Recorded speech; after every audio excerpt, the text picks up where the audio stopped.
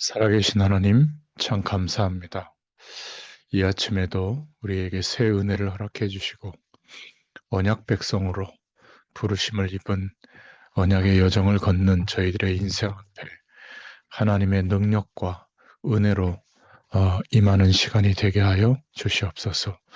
오늘도 약속의 말씀을 붙잡고 주님을 바라보는 모든 현장과 또 우리의 가정과 또 우리의 사명 위에 주님께서 성령으로 충만하게 역사하시는 시간이 되게 하여 주옵소서.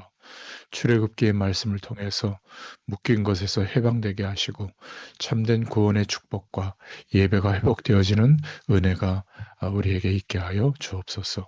함께 하실 줄 믿사옵고 예수님의 이름으로 기도드렸습니다. 아멘. 네, 하나님 말씀은 출애굽기 4장 24절부터 27절까지입니다.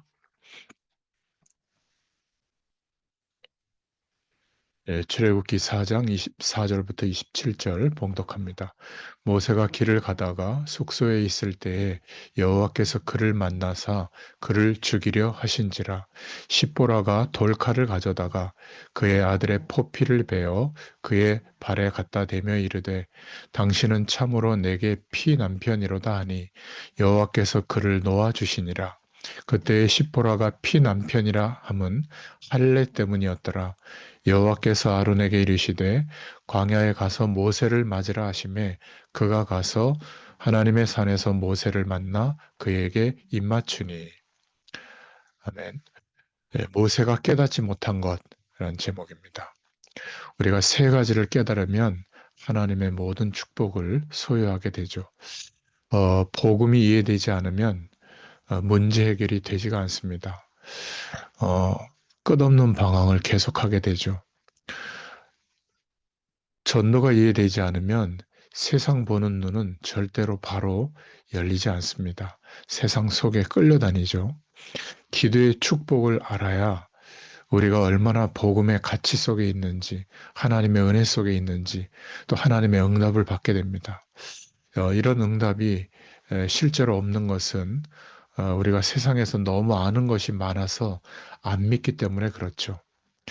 오늘도 모세의 입장을 보면 상황을 보면 참 불신앙을 많이 합니다. 하나님은 모세에게 기적을 보여주셨죠.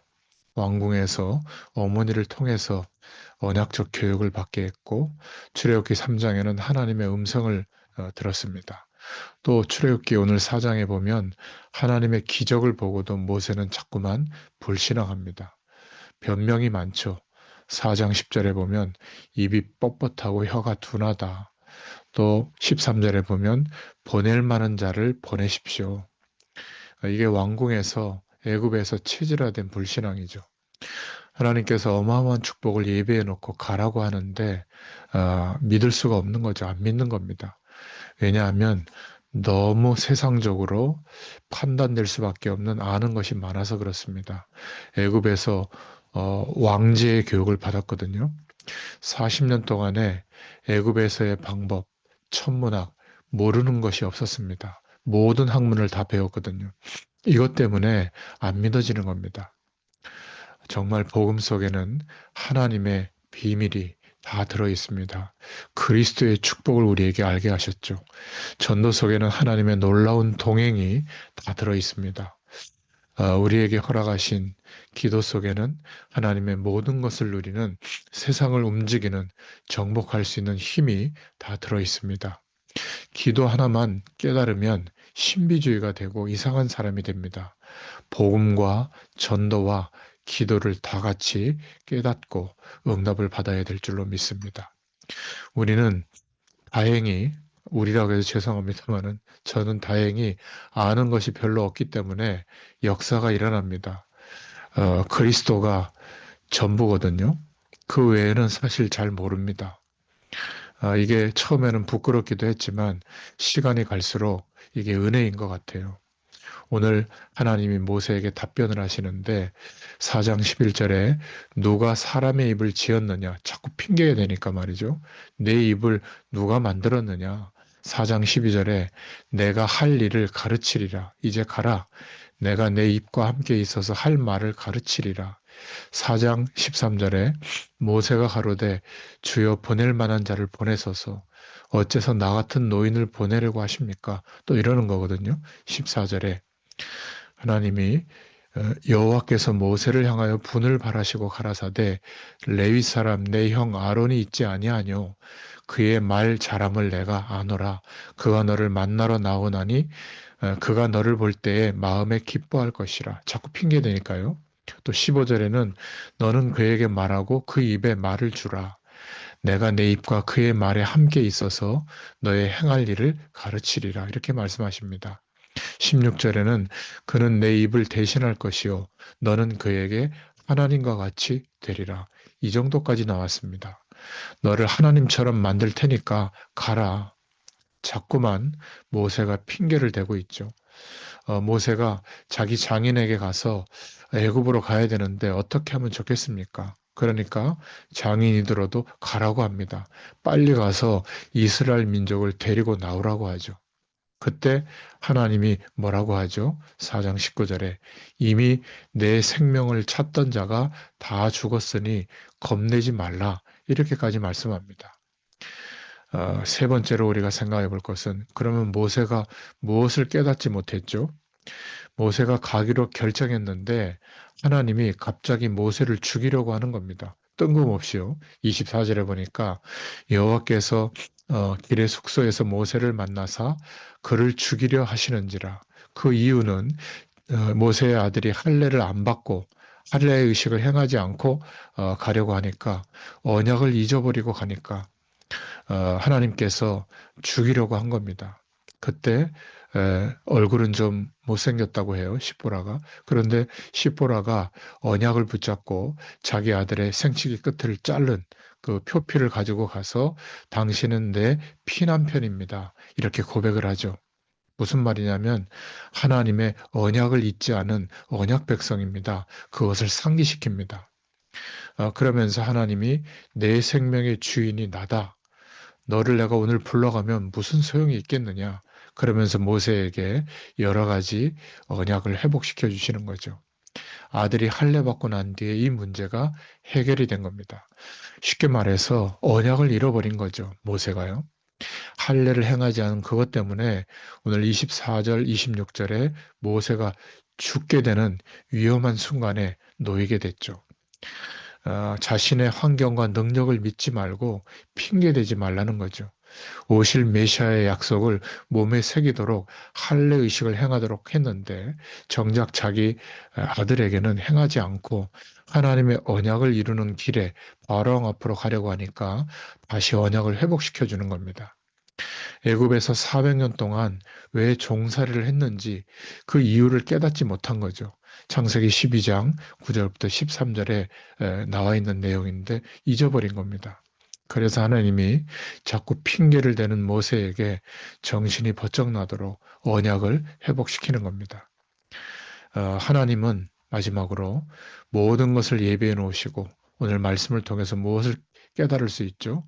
모든 것을 예비하시고 우리를 축복하시기 위해서 부르신 줄로 믿습니다. 불신앙 때문에 실패하는 자가 되지 말고 우리는 믿음으로 승리할 수 있기를 바랍니다. 모세가 알기는 알았지만 제대로 못 깨달았죠. 아브라함과 이삭과 야곱, 요셉, 자신들의 조상, 족장들에게 주신 그 언약의 메시지가 있는데 구원의 어마어마한 축복을 우리 후대들에게 전달하는 언약이었습니다. 이것을 모세가 정말 제대로 깨닫지를 못했던 거죠. 있는 지역에 나타내는 것이 전도요. 땅끝까지 말하는 것이 선교입니다. 이 네 가지 사상을 우리를 하나님의 백성으로 부를 때 우리에게도 똑같이 언약적 축복으로 주신 줄로 믿습니다. 여기에 모든 축복이 다 들어있죠. 모세가 몰랐던 것은 아닌데 여기에 중대한 마음이 담겨져 있지 않았던 겁니다. 나가라고 하니까 지금 엉뚱한 소리를 하고 있는 거죠. 다 준비해 놓았는데 하나님이 우리 인생의 걸음을 인도하신다는 사실을 못 믿고 있다면 이 언약적 축복이 와 있어도 보이지가 않는 겁니다. 그러니까 자꾸 핑계를 대는 거죠. 모세가 지금 애굽에 들어온 동기를 대강 듣기는 들었는데 심각성을 모르고 있었던 겁니다. 애굽에 왜 들어오게 되었는가?